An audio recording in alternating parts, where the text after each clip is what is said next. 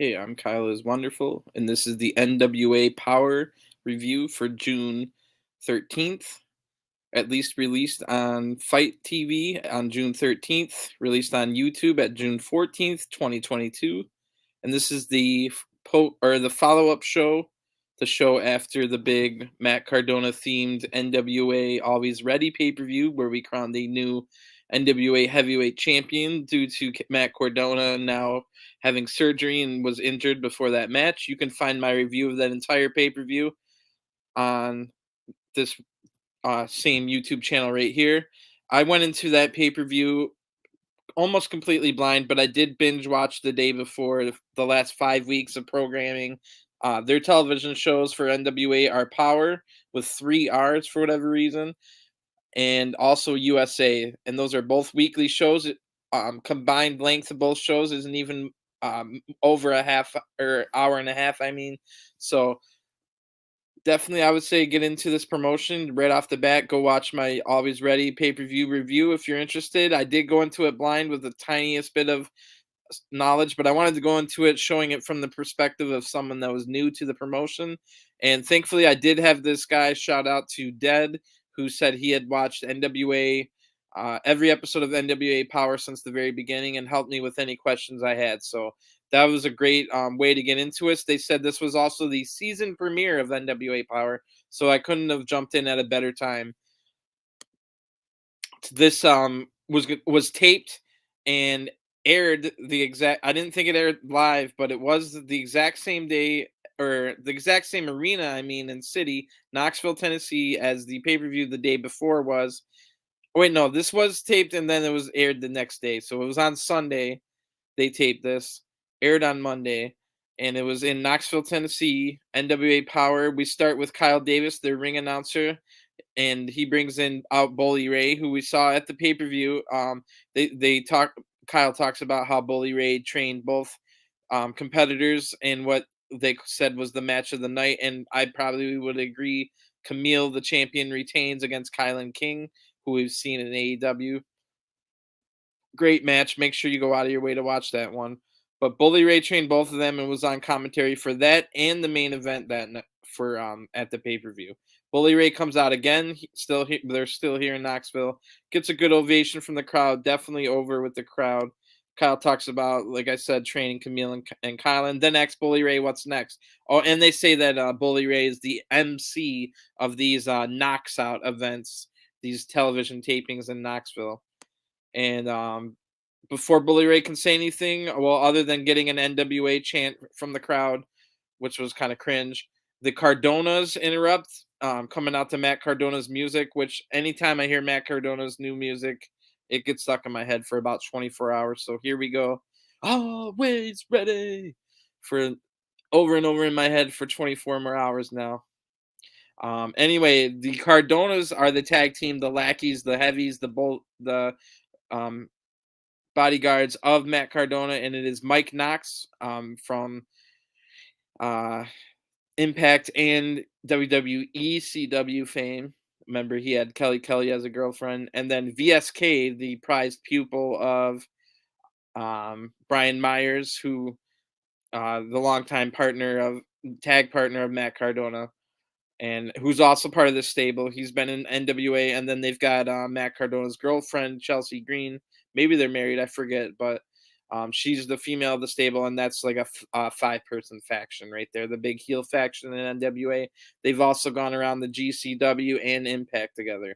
So Knox comes out, even though he has a mean look on his face, and everyone assumes he's out here to cause trouble because they're big-time heels, and Bully Ray is apparently a face somehow. And everyone's shocked that Knox comes in and hugs Bully Ray. But if you remember, if you're a longtime TNA fan, these two go way back in the Aces and Eight stable. And Knox talks about after the hug and stuff.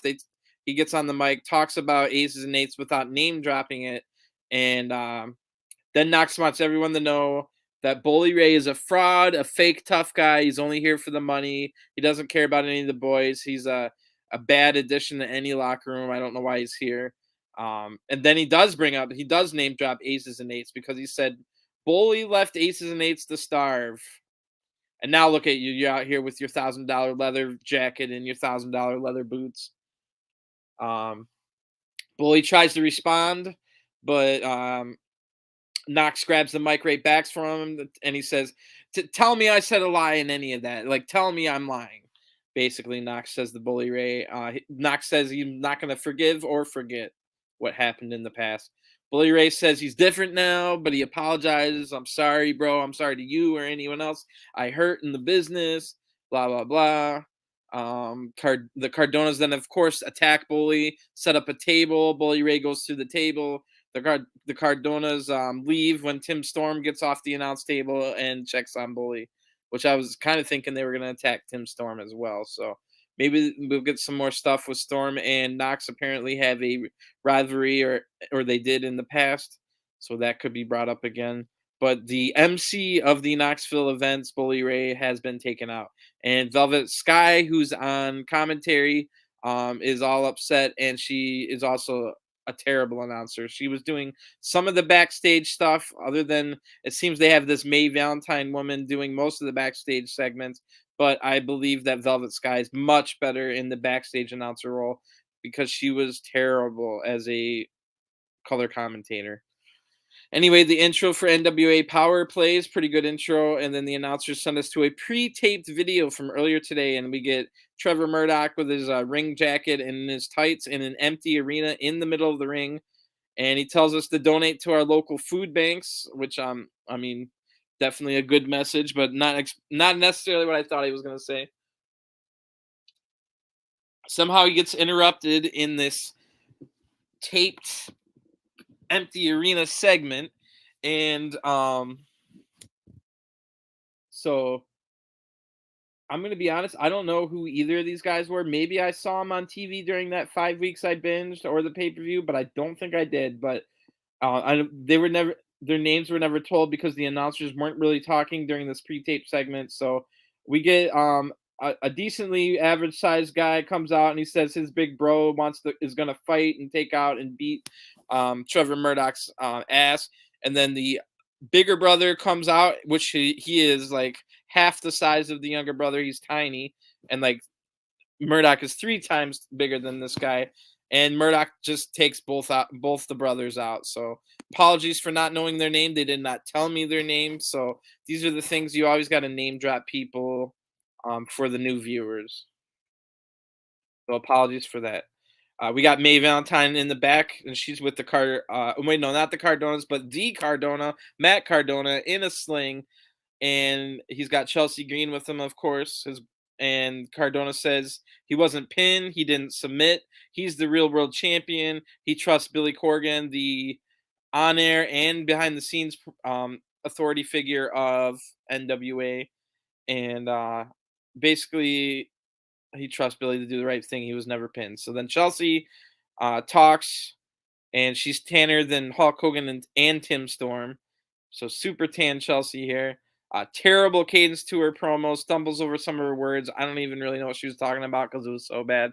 But she says only her and Matt know what Billy said to them, which was the one thing I got out of what she said. And if you remember back at the Always Ready pay-per-view, Billy Corgan was like not whispering per se, but saying something in the ear of Chelsea and well, Matt Cardona maybe only, but Chelsea was right next to him, and she says only those her and Matt knows what Billy said to them.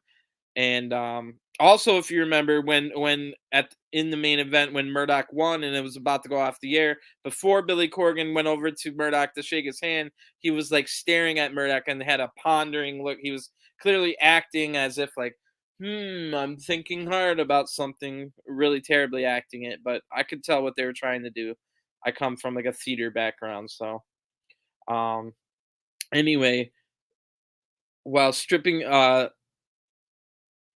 basically like that was the end of that promo. But interesting. I wonder if we'll see Cardona in any more promos or if that'll be it, and we might not see him for a couple months here. I'm guessing it'll be about a 5 month gone with this injury, maybe a little bit longer, but I'm guessing he can't return in any less than 4 or 5 months. So we go to an ad break and they remind us, and I'll remind you, if you want to get all access, NWA all access on the Fight app, it's $50 a year. You get all the shows before they get on YouTube. You get USA and Power every week, and also get all the pay-per-views. So I think they said it's something about like $120 in savings if you get the yearly plan. So something to think about if you do end up enjoying what you find. But you can find these Power and USA shows on the NWA um, YouTube channel for free. But if you're interested in getting the pay-per-views, this is a much cheaper way to get all the pay-per-views, which I think they're every other month. So we go to back when we get back from ad break. May Valentine's in the back again. This time with Luke Hawx, who I thought was the brother of the other Hawks. I think his name's T.J. Hawks. He had the light heavyweight title match against Homicide at the pay per view in a losing effort. But then, if you remember, um, what's his name? Carino sent his goons out to attack both players. Then so here we got Luke Hawx. He's pissed for getting his son taken out by the Fixers. Again, I thought I'm fresh coming in this. I thought Luke Hawx was the brother of the other Hawks, but no, he is the father, which is super weird to me because Luke Hawx looks about 33 years old. Even though he's bald, I swear he looks younger than me, and I'm about to be 36. So how in the heck can this guy have a son that's also a wrestler? Like that's crazy. But Luke has a pretty fiery promo, but not very smooth. Stumbles over some stuff, but had a good fire to it. Luke's mad at the Fixers for taking out his son, and he wants revenge, basically. Now we got Taya Valkyrie out, if the AAA Women's Champion, and also the been in all kinds of things like Lucha Underground, Impact Wrestling, maybe made an appearance in AEW, but maybe not. But she's also the girlfriend of Johnny Nitro or Johnny Elite or Johnny whatever companies and Johnny Morrison. So Ty Valkyrie's out. If you remember, if you saw my Always Ready pay-per-view review, I did not enjoy what I saw out of Taya Valkyrie and her match against Natalia Markova, and I thought she took to me, just to me, maybe it's still real to me, damn it. Getting kayfabed here, but to me, it looked like Ty Valkyrie was told she was going to lose that night, even though it was through cheating and heel tactics and from the manager Taryn Terrell. It still looked to me that Ty Valkyrie was not pleased that she was going to have to lose on a pay per view to a non champion in a non title match. So, uh, to me, it looked like Ty Valkyrie tried to knock Markova unconscious so that she didn't have to get pinned. You can go watch it for yourself. It was a nasty from the apron DDT to an unprotected shot on the floor, reminiscent of when Ricky Steamboat got taken out by Jake the Snake Roberts. And I thought it was a bad look. To me, it looked like she went in the business for herself. I don't want to ever watch any more Ty Valkyrie matches, but here we are. Ty Valkyrie's out next. What Dead did tell me, the guy that watches a lot of NWA, is that it looks like they're bringing Taya in to be a good opponent for Camille, who's also big. So part of it was Taya was like twice the size of Markovas, which made it look even worse.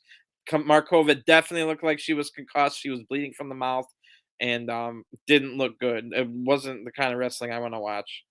And I do not like Ty Valkyrie. And Ty Valkyrie comes out for this match, and she's got a whole different attitude in this match. She's like a whole different person because she knows that she's going to win this match. I hate that about people. The same can be said about like Charlotte, amongst others. Like if you tell them they're going to lose, they're bitchy and like throughout their entire match. Like you can tell that they're going to lose because of their attitudes the entire match. It's not a good look. Anyway, I don't like Taya Valkyrie. Um, and I'm hoping she was going to lose here, but I wasn't going to hold my breath because her opponent is Taryn Terrell, who was the reason she lost to Markova at the pay per view. So Taryn Terrell comes out. She looks amazing as usual. She's playing a crazy heel type character. So Taya is definitely the face in this, even though I don't understand why. There's an awkward fight at the very beginning over the two women. Both had like big giant wedding type skirts that they had as entrances. Not wedding, but you know what I mean, big and poofy. So that was kind of awkward at the beginning, but then we got off to the match. A lot of stiff shots from Taya. Of course, she's all mad at Taryn for kayfabe costing her the match. A big butt to the face and rubbing it in Rikishi style at one point from Taya to Taryn. Uh, both women showing a lot of skin in this match, if that's your kind of thing. Nasty stomp, like Daniel Bryan kind of style, but only like one big one. If you know what I'm trying to say, I don't want to say like what I'm really thinking, but you guys have watched the movie where it happens. Big stomp, but Terrence shows a ton of heart to kick out of that move. We get a really bad. They said it was a cutter. It looked like a terrible stunner. It looked like the stunner that Austin gives to Vince McMahon, whether it be the very first one or the one at WrestleMania, and they called it a cutter. So I don't know who messed that move up, but probably Taryn. Even though I do respect Taryn and I like Taryn way more than Taya, it was probably Taryn, or just a mistiming thing. But anyway, Road to Valhalla for the win. That's Taya's finisher. It's like a um, Glam Slam or the Implant Buster, but a sit out version. Pretty devastating. I think it might be the same as the bitter ending by Tommaso Ciampa. But or the Fallen Angels. What was the Fallen Angels version called? Um, Obviously not the BME. What was his other finisher? I can't remember. But Fallen Angel had probably the best version of it. Angels Wings. Angels Wings. Okay. Anyway, Taya gets the match, and I'm thinking at this point the Camila match can't be too far away.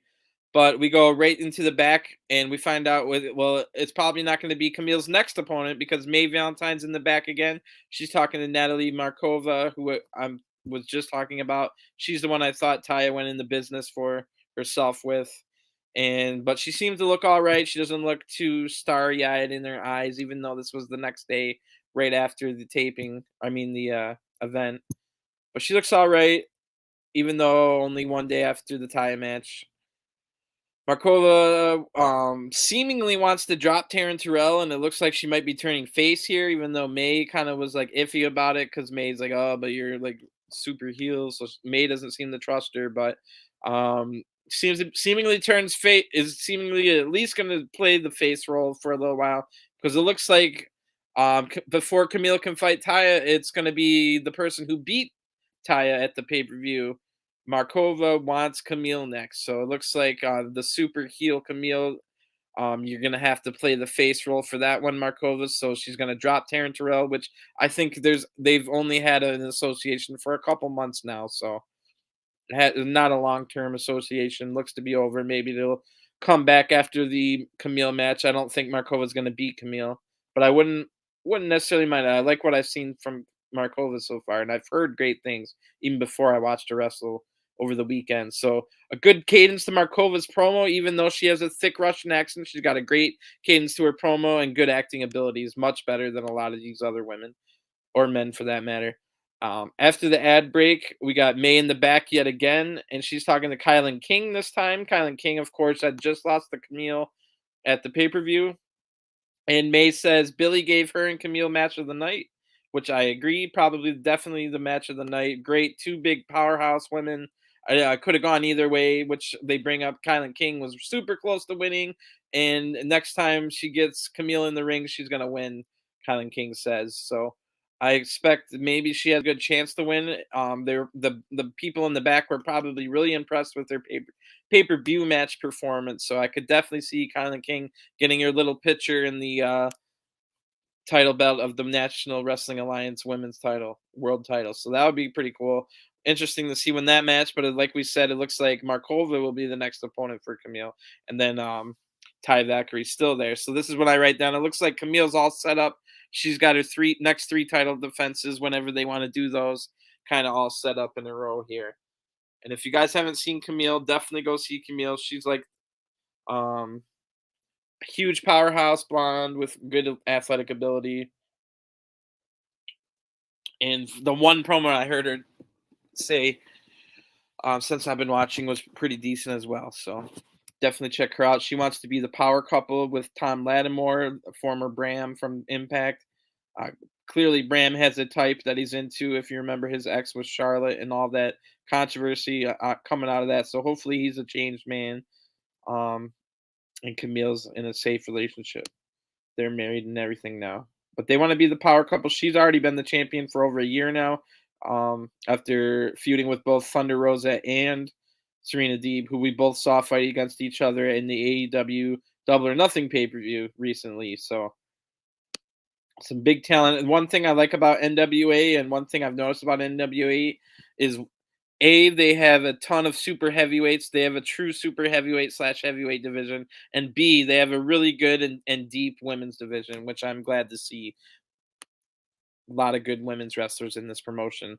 After that Kylan King promo in the back, we get the Cardonas back out. So again, I got to hear always ready. And it's going to be in my head for at least 24 hours.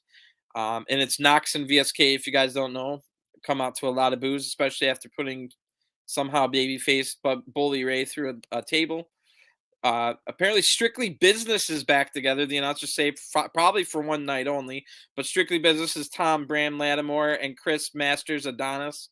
Tom Lattimore and Chris Adonis. Good reaction from the crowd. They both look good. They both kind of have similar hair, so they definitely still look like they could be a tag team at any point, and that's what they're doing here. The announcers basically want us to know they're not going to tag team full time. Don't worry, they're still going to be singles rest competitors, but slow start to the match. A lot of big hits on the much smaller VSK. Is the VSK by far the smallest man in this match. The others are all super heavyweights. Velvet on commentary is just god awful. She makes this worse. Get at least a half star down from whatever rating it would have had from me.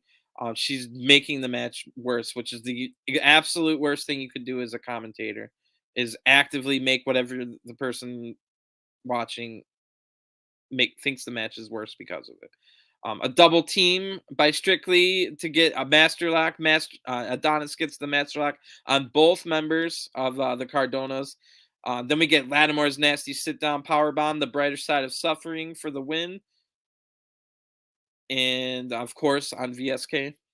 And the crowd cheers. Decent match. And Velvet distracted me from truly enjoying that match. So we've got NWA USA this Saturday on YouTube and also the Fight app. Like I said, you can get a full year annual subscription on the Fight app for all the Powerrr USA and pay-per-views. If you don't mind waiting a couple days for Powerrr to come out, you can also watch that on YouTube, but then you have to pay full price for the pay-per-views every other month. So good show. I'm glad that I've added NWA to my rotation. I'll be back over the weekend to let you know how USA goes. So the Powerrr show today, it was about clocked in at about 40 hours, 40 minutes. And to me, it seemed like it was only like a 15, 20 minutes passed by. So that's the ultimate sign of a good show when it's super quick and it's already over and it leaves you wanting more. So unlike a 3-hour Raw, which feels like 5 hours, even though it's 3 hours, and 3 hours is long as heck every Monday. But I'm gonna get going. Go check out my other reviews on the channel. I just released tonight a almost 3-hour review of NXT, where I went into an in-depth look at the entire Performance Center roster as well as everybody on NXT. So that lasted 3 hours because of all of the added research and stuff. I let you guys know that I've been doing. I put that all out there. So go check that out. I also talked about Monday Night Raw. If you're in the NWA, the Always Ready pay-per-view is up. I've got New Japan Dominion. That review is on there. And then the first ever episode of the Wonderful Wrestling Podcast I released on Friday. An additional 3 hours of content. That one will talk all about SmackDown, Rampage, NXT Level Up, NXT UK, and Impact. So this weekend we've got a New Japan show on Saturday. Or maybe it's Friday, but I think it's Saturday. And we've also got on Saturday Impact, or maybe it's Sunday. So I think Saturday's New Japan, and on Sunday it's Impact. They both got events. And Impact's is actually Slammiversary, 20 years since they officially became a company. I can't believe they got through both the Hogan Bischoff era and the GFW fake gold era. and Billy Corgan was definitely a big reason that Impact was not dead. So I hope that there's still a fairly good terms between Impact and NWA. I know some people that show up on Impact also show up on NWA, like all of the Cardona clan except for Mike Knox. So I'm gonna get going, and I'll see you guys tomorrow. For I'll be on for a pre-show where I talk about AEW. It'll be a pre-show for AEW Dynamite, but I'll also let you know what happened in Dark and Dark Elevation, and then I'll of course be on for the review of Dynamite right after. So thanks for tuning in, and check out the WWE 2K 22 universe mode I've also put up. I've got an entire year. This time it was WWE and NXT. The next one I do, I think, is going to be a women's all stars. I'm going to try and get the top 100 women in the PWI list from last year, as well as everybody that's already in the base game and everybody that's in NXT, because I've already got the entire NXT roster done. So I will definitely include this great women's division from NWA, at least Camille and some of the other major players that I've seen so far. So thanks for tuning in. I'll talk to you next time. Peace.